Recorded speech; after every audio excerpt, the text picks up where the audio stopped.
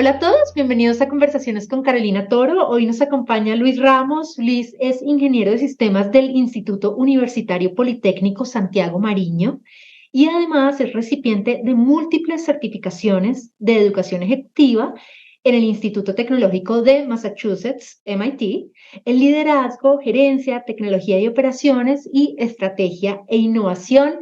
Bienvenido Luis, gracias por aceptar la invitación y estoy segura de que va a ser un espacio muy nutritivo para todas las personas que lo vean. Mil gracias, Carolina. Lo mismo por acá. Estoy súper feliz de estar contigo. Bueno, empecemos un poquito para las personas que no te conocen. Cuéntanos un poco acerca de tu trayectoria profesional. Mira, para no aburrir a la gente, porque esto es largo, em, yo empecé bien, digamos, como bien abajo digamos, en la escalera profesional. Empecé haciendo programación en una compañía que prestaba servicio de electricidad, lo que sería, por ejemplo, en Colombia, Codensa, Ajá. ¿sí?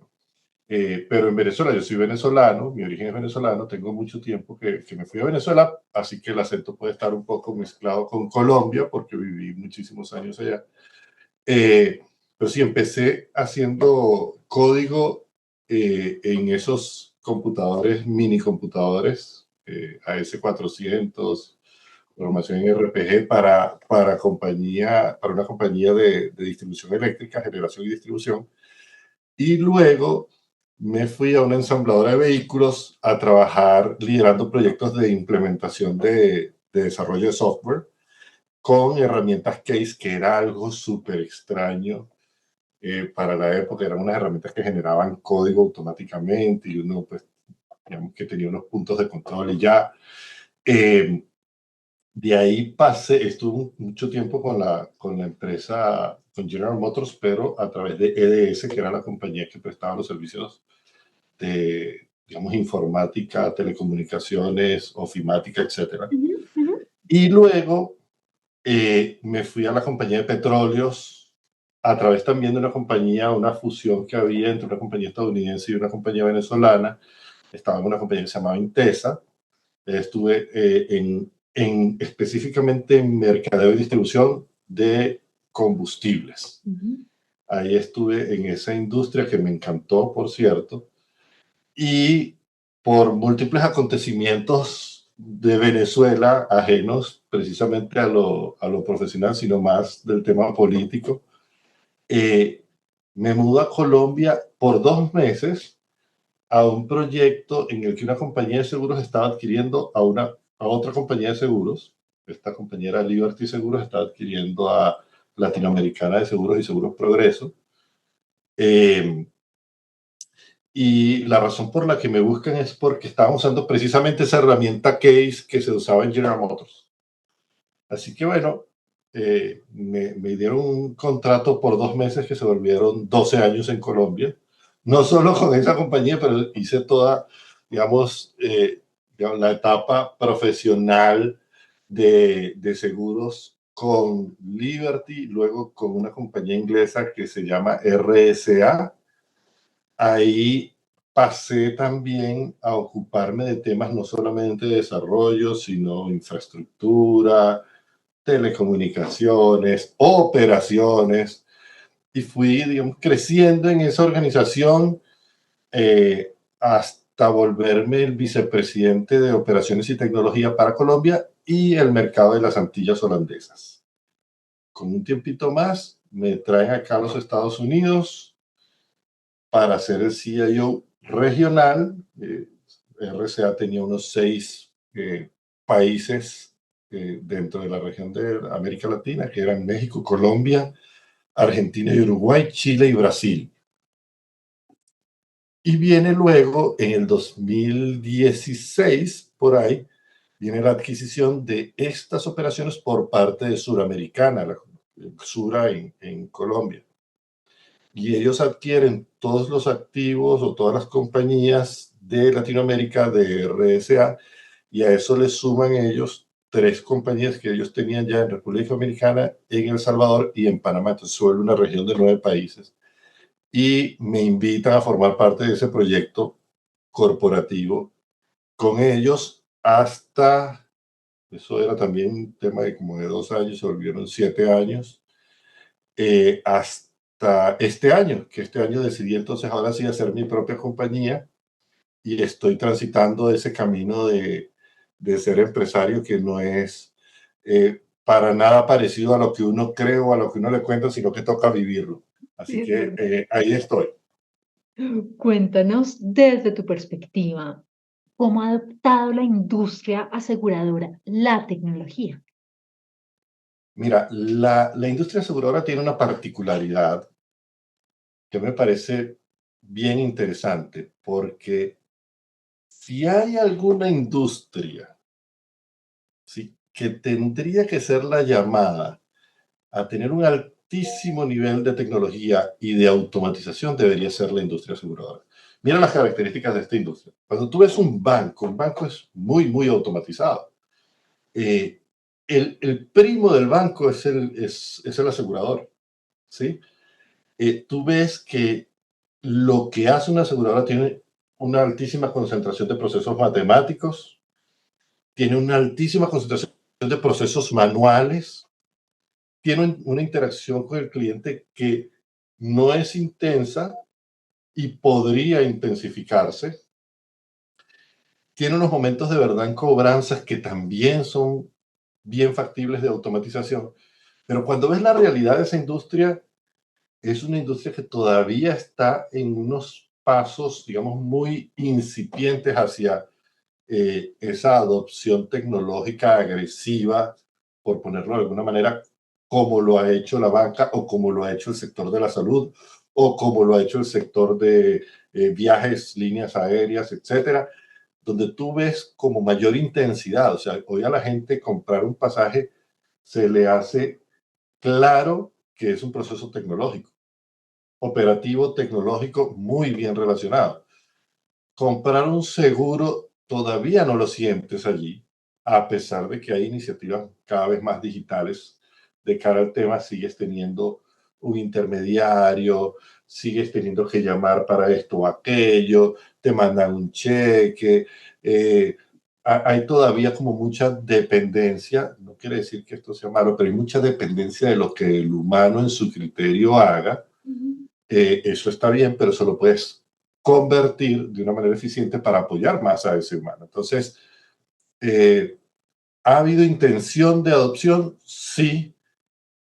¿Ha sido seria y consistente? Yo te diría que todavía están en proceso de volverse cada vez más consistentes y serios en eso. Tú te encuentras muchísimos presidentes de compañías de seguros con muchas ganas de hacerlo, hasta que entienden lo que hay que hacer. Las compañías de seguros, por lo menos eh, lo que he vivido con colegas y con la experiencia que he tenido, tienen una particularidad que yo no la vi en otras industrias, pero quizá existen y a lo mejor hay gente que se relaciona con eso. Y te doy un ejemplo. Cuando tú estás en una compañía que fabrica algo, tú sabes que la compañía va a fabricar, qué sé yo, este mouse. ¿Sí? Entonces, tiene gente que se especializa en piezas y partes, gente que se especializa en comprar, ¿sí?, o proveer las partes que son necesarias. Tienes un equipo de talento que se especializa en un montón de cosas y todo está abocado en generar este producto con la mejor calidad posible, la manera más eficiente posible, en el tiempo más corto, para tener mejor time to market, etc. La estrategia es muy simple para todos. Por ende, la gente no se ocupa de nada más, sino que de hacer su parte, y los tecnológicos tienen muy claro lo que van a hacer. Ajá, de En el acuerdo. mundo de seguros, ¿qué te encuentras? Te encuentras un montón de gente queriendo hacer adopción tecnológica, que cree que sabe del tema, pero no sabe, porque no es lo que tiene que hacer, debería No ser es su muy core, eficiente en lo que claro. hace. Ujú. Exacto. Y te encuentras un montón de tecnológicos que saben del negocio, pero no creen que saben. Entonces, y esto es súper curioso. Siempre hay uno o dos personajes de tecnología a los que los técnicos recurren para hacerles preguntas, y sin embargo los tipos de tecnología dicen que no saben de eso. Entonces hay como una brecha comunicacional importante en seguros que creo que va a ir cada vez, o sea, las tendencias hoy en día parecen demostrar que se está moviendo hacia allá cada vez más. Creo que hay un tema de liderazgo relevante en creer que la tecnología no es solamente la herramienta como herramienta, porque eso quizá le hace mucho daño al lenguaje sobre el cual digamos, se montan los tecnológicos, los CIOs, los CTOs, los CDOs para generar resultados. Eso es como mi lectura hoy. De esta transformación. Cuéntanos, hoy por hoy también, ¿qué habilidades duras y blandas consideras tú claves para ser un buen CIO? Mira,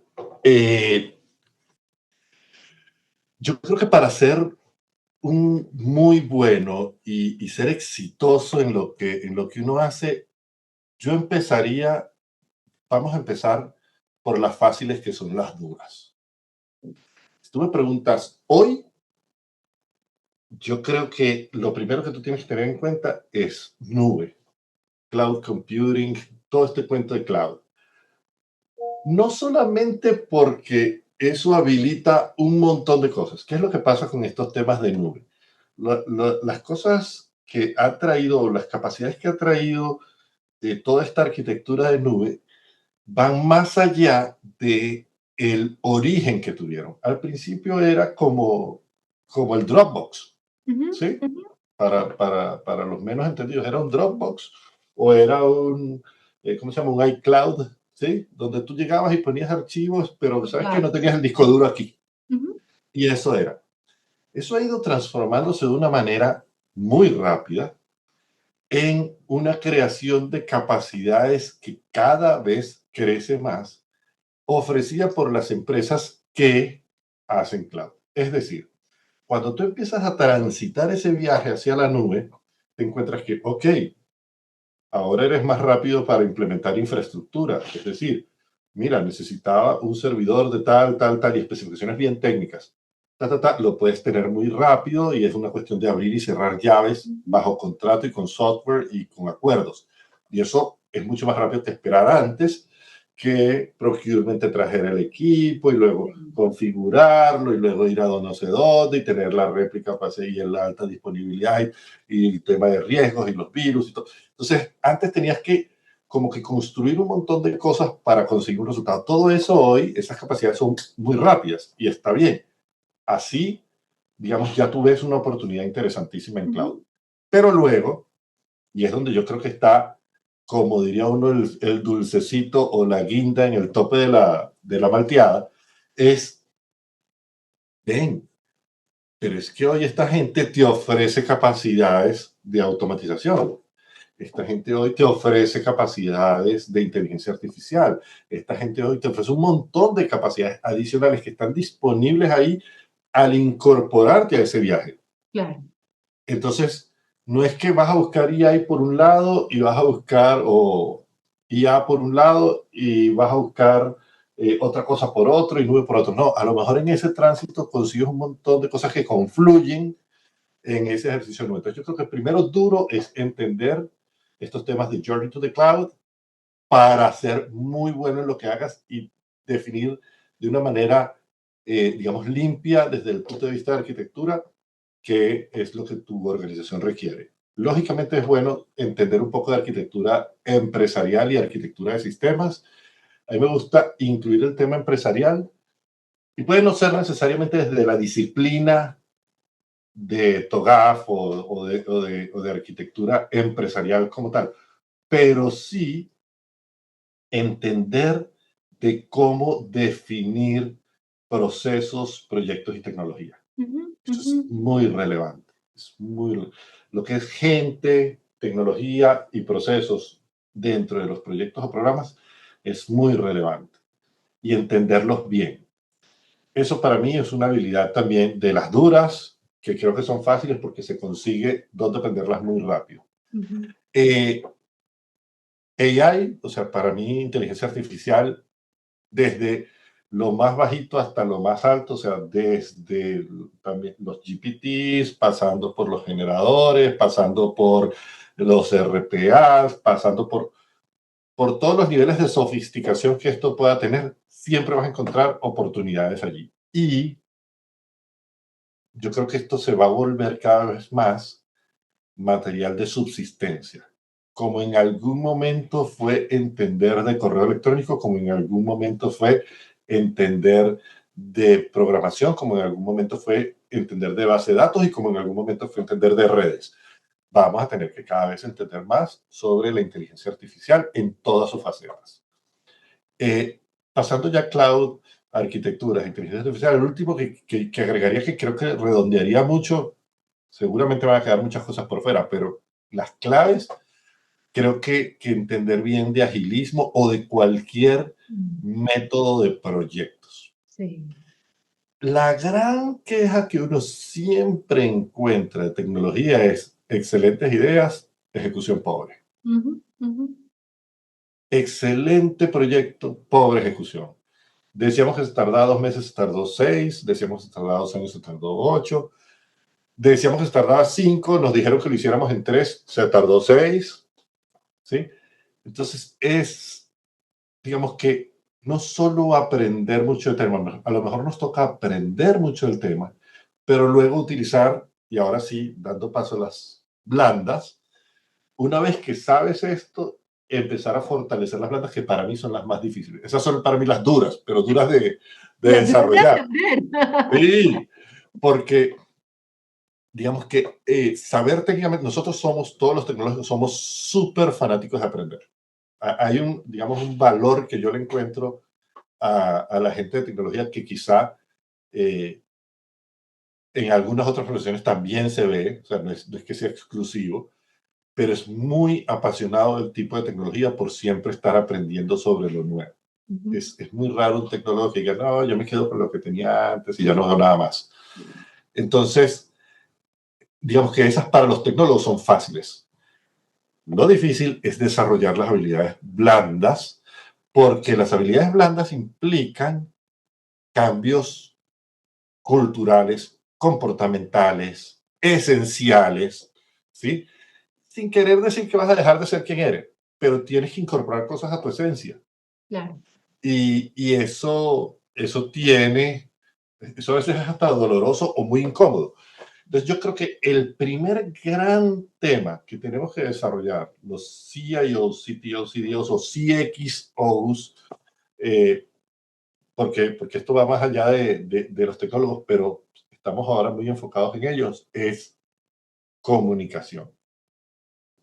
Nuestra habilidad de comunicarnos efectivamente, asertivamente, cándidamente, pero además siempre desde la perspectiva estratégica.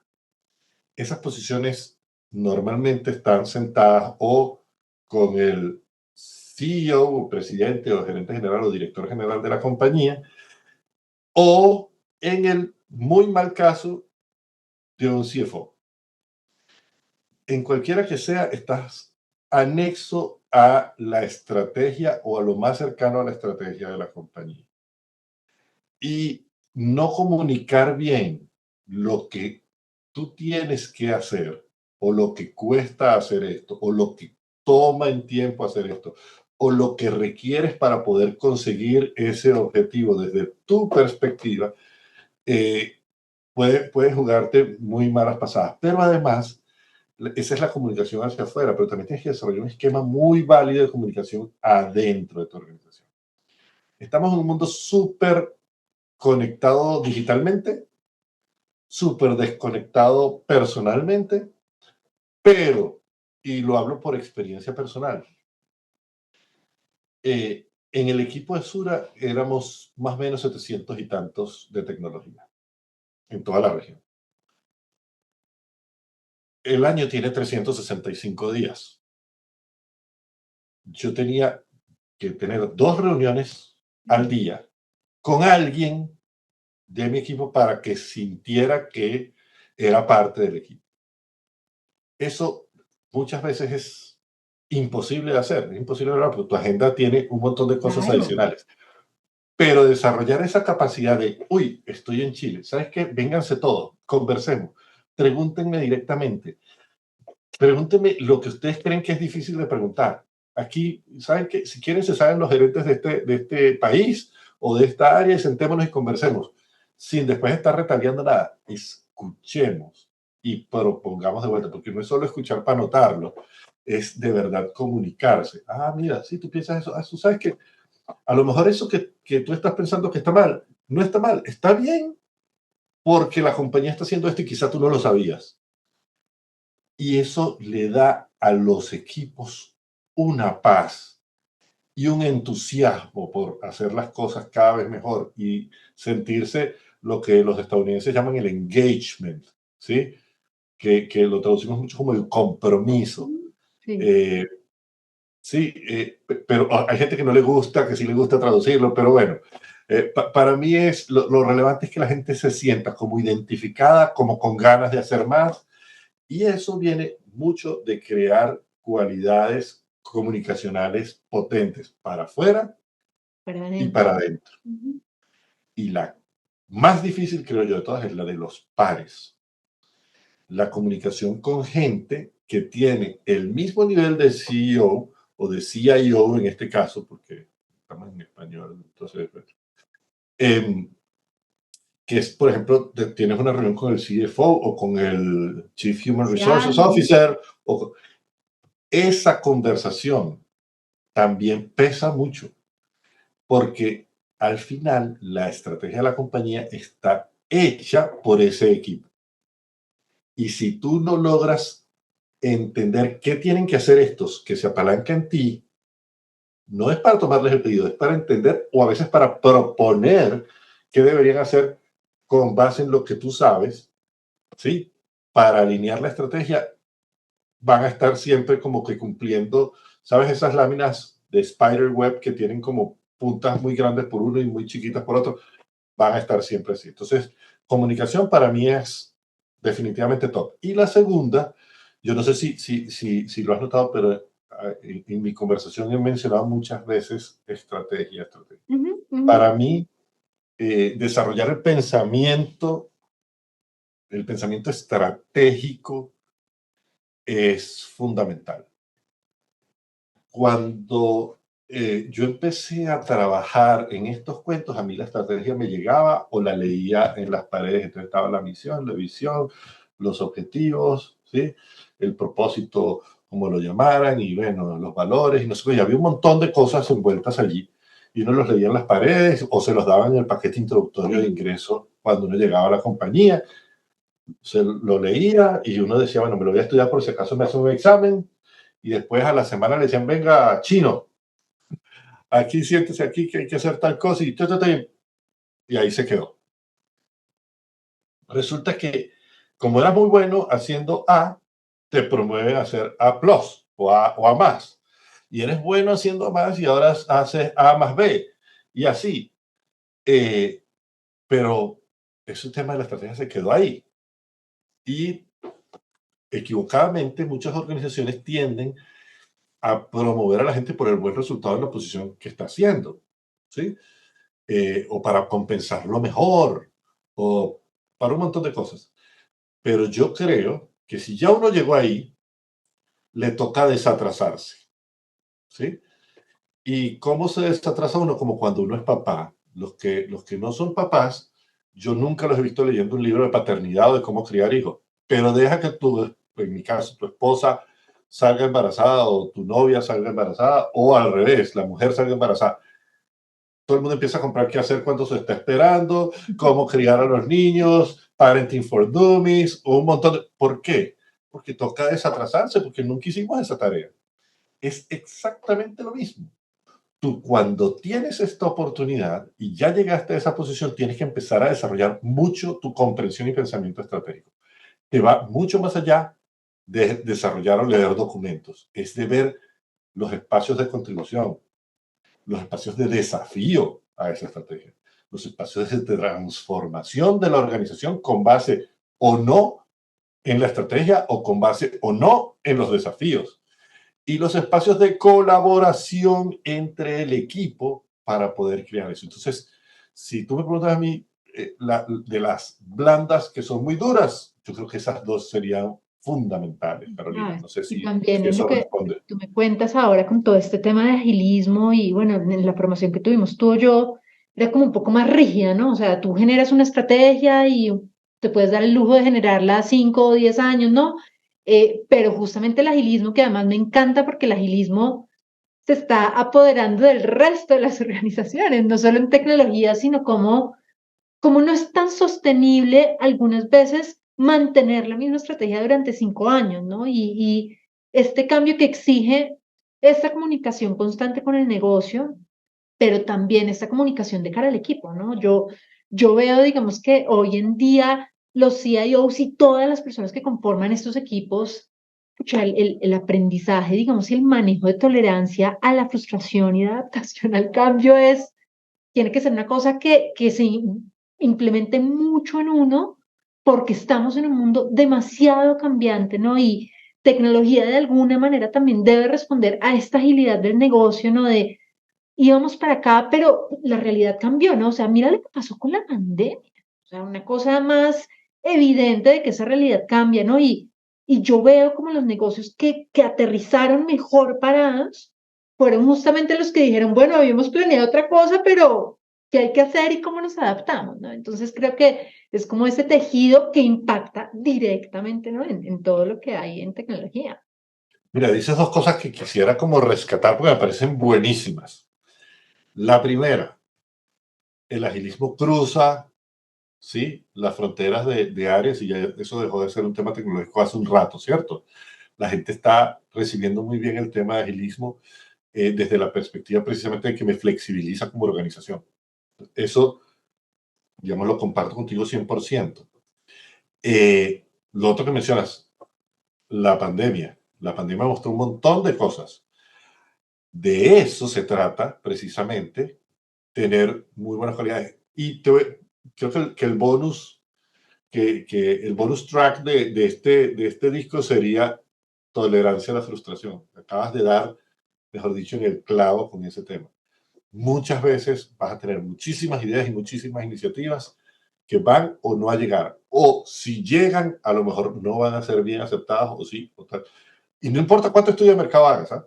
Es, es, es que es así y tienes que aprender a tolerar esa frustración de cambios direccionales y cosas de ese tipo.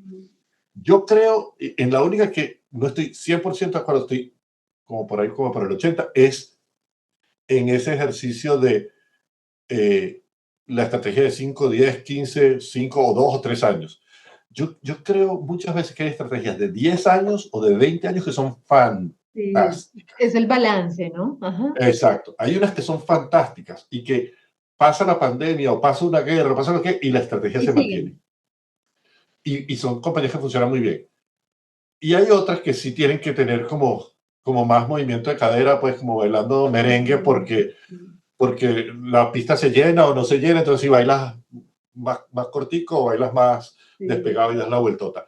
Yo creo que ahí es también, hay unos elementos de qué tan ambiciosa es la estrategia con respecto al entorno y ahí puedes desarrollar algo bien chévere.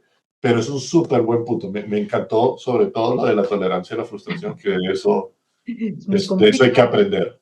Además, Es muy eso duro. dice uno de dientes para afuera, pero vívalo, ¿no? Es una cosa, o sea, yo creo que a todos los seres humanos no conozco al primero que no le cueste trabajar eso en sí mismo, ¿no? Es que además de todo, pues tantos meses dedicados a una cosa y que definitivamente no se dé o no se den los términos que se había pensado, ¿no? Y también veo yo como que pues esta habilidad es de los CIOs como para que el negocio también entienda de tecnología. Yo creo que hemos hecho un esfuerzo, hemos no, han hecho un esfuerzo muy grande las personas que están en tecnología para entender el negocio, pero el nuevo reto que yo creo que viene es que también el negocio entienda de tecnología, ¿no? Yo veo a los CIOs en su esfuerzo de entender de finanzas, de entender de mercadeo, de entender, ¿no?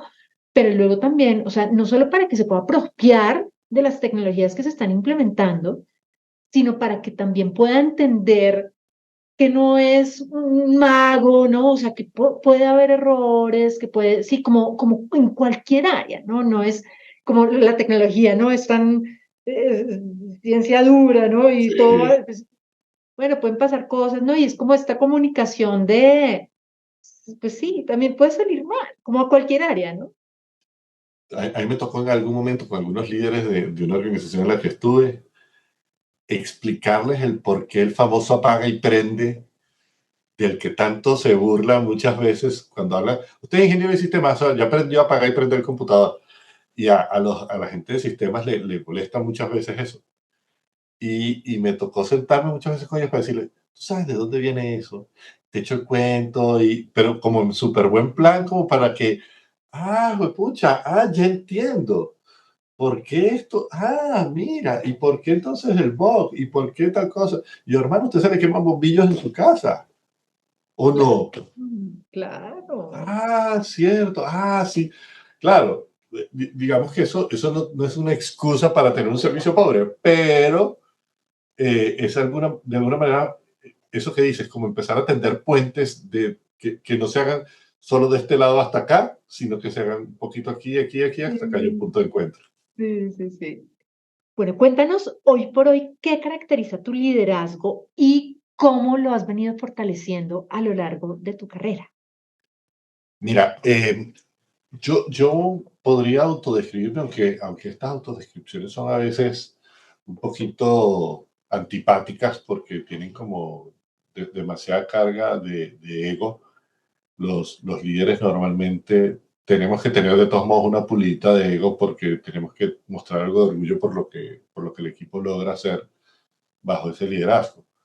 Pero si tú me preguntas a mí, yo lo primero que trato de hacer como líder es entender, cuando nos referimos al equipo, entender cuáles son las motivaciones de mi equipo. O sea, qué le gusta a mi equipo, sobre todo a mi equipo cercano, al equipo más inmediato que tengo. Entender como líder qué motiva a ese equipo es fundamental. Sobre todo cuando, en mi caso, yo soy una persona que soy muy orientada al logro, ¿sí? Pero también valoro mucho la relación. Entonces, como yo valoro la relación, yo creo que es importante trabajar con gente que está a gusto, aun cuando la situación no sea una situación para estar a gusto. ¿Sí? O sea, Claro. digamos que puede que una situación sea incómoda, molesta o desagradable, pero nosotros entre los cuatro podemos hablar tranquilamente de la situación y podemos decir, uy, qué marrada esto sí está, ¿sí? Uy, qué mal nos fue con tal cosa, no, qué rabia tengo porque tal cosa. Eso es estar a gusto en una situación incómoda. Tener la libertad de hacer eso y decirlo con propiedad, o decir, jefe, porque usted no dijo tal cosa, ahí usted debió decir tal. Esa oportunidad que tienes que darle a la gente de retroalimentarte así, ¿sí? Y sin tener que medir necesariamente las palabras, porque se supone que estás trabajando con gente también muy profesional.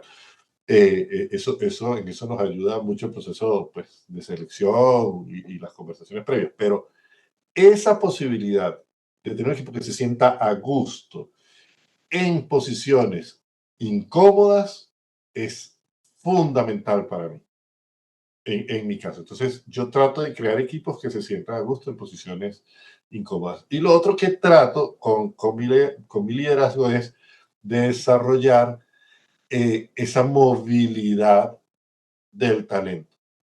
Es decir, yo sé que todos los de tecnología tienen un grado importante de especialización. Entonces hay gente que se especializa en infraestructura por mucho tiempo y es el dios de la infraestructura.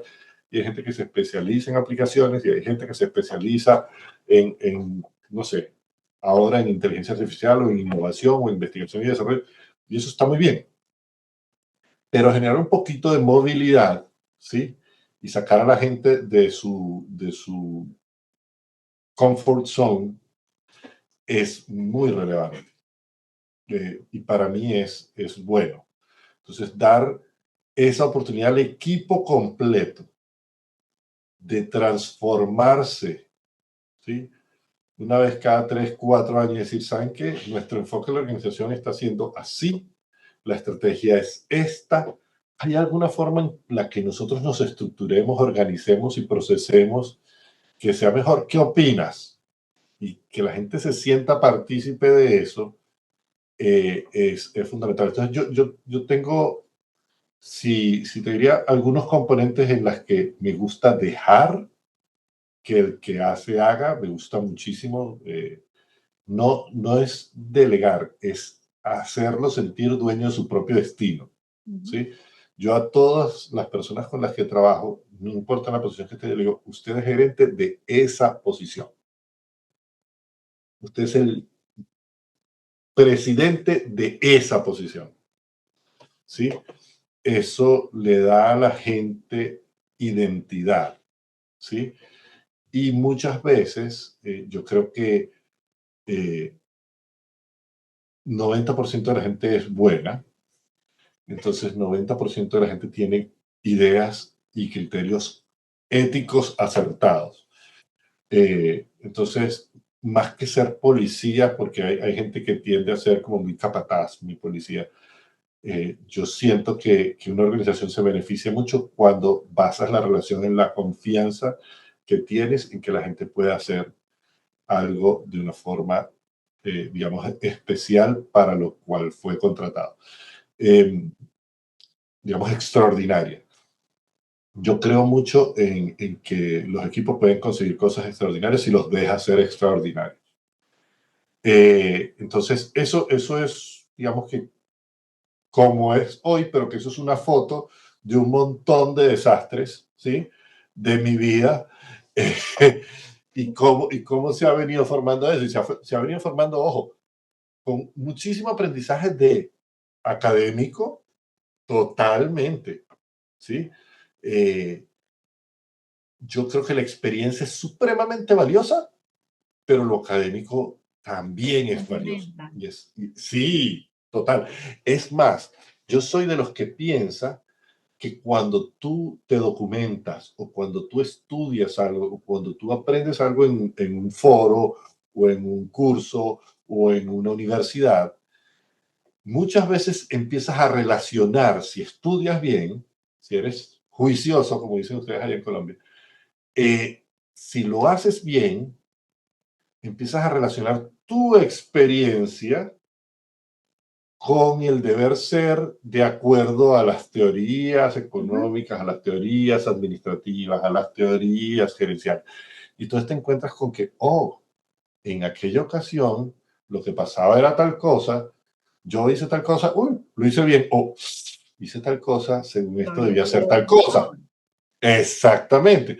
Entonces, ahí es donde yo creo que lo académico tiene muchísimo valor en estudiarlo con, digamos, con la retrospectiva de tu vida y con la prospectiva de, ok, ¿cómo lo voy a hacer si vuelve a ocurrir? Para cómo Entonces, lo aprendo. exactamente con H, exactamente, la aprendo, ¿sí? ¿Cómo lo agarro Cuéntame, y lo hago parte de mí? lo hago Entonces, parte de mí, me lo apropio. Cuéntame exacto. en qué andas desde que saliste de Sura. Mira, estoy muy entusiasmado con esto que estoy haciendo y es que creé una compañía que genera soluciones basadas en tecnología para el mercado financiero con mucho enfoque asegurador.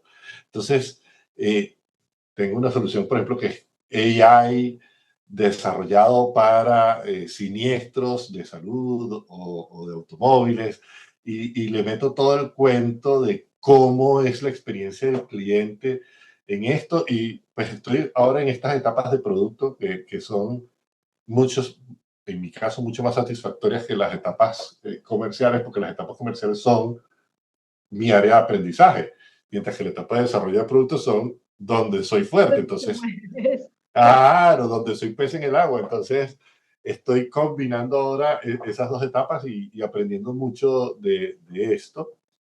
Eh, y creando constantemente, digamos, estas conversaciones.